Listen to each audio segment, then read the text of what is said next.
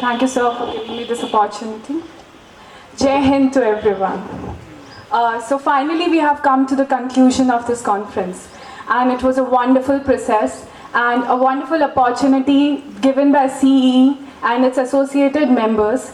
And we have actually deliberated upon the sustainable development goals and went into the basic education as a driver for sustainable development goals, which is very much important. As a youth leader and as working for an international organization, I have been invited by CE to facilitate and moderate the sessions for the goal 4.4, which is basically education as a driver for youth empowerment. So in these 3 days of process, we worked on the workshops, and we were working with the youth, and we have divided them into workshops and made them deliberate on the key issues and limitations that they will be facing when they will work on such empowerment related processes, and where they will need these global cooperation or maybe these policy making changes.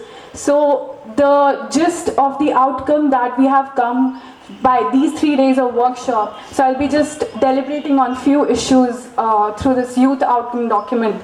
So the main key issues that we have deliberated were education as a key process for achieving any form of sustainable development.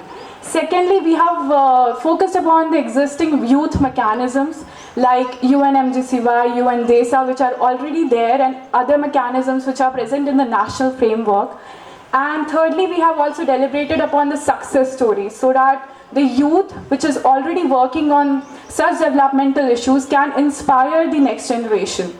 So the main key elements of the outcome document and the main issues that we have deliberated and urged all the stakeholders to look upon were such as the youth, like we, in these 3 days of process, we went into the skill building process, like how youth and entrepreneurship can be improved. So we have focused upon the skill building, like how skill building can be enhanced. Secondly, we have focused upon like how policy reforms, both at the national level or maybe at the international level, such frameworks can be focused upon the youth development. Thirdly, we have gone with the concept of holistic approach, where we have actually incorporated all the multi-stakeholders and went with that approach and improved the youth engagement process.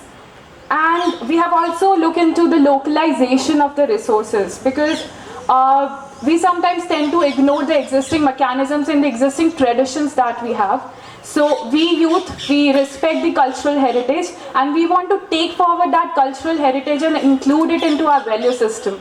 So that is one of the deliberation that youth were involved in our workshop.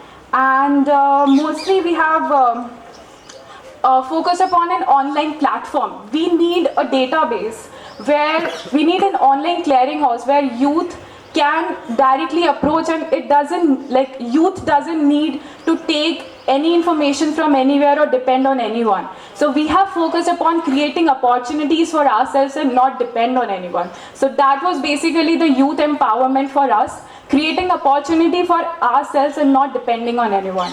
So finally concluding, I would just like to thank CE for organizing this wonderful conference on sustainable development goals, and I hope that these recommendations can be looked forward and we can actually empower youth in true sense. So thank you so much.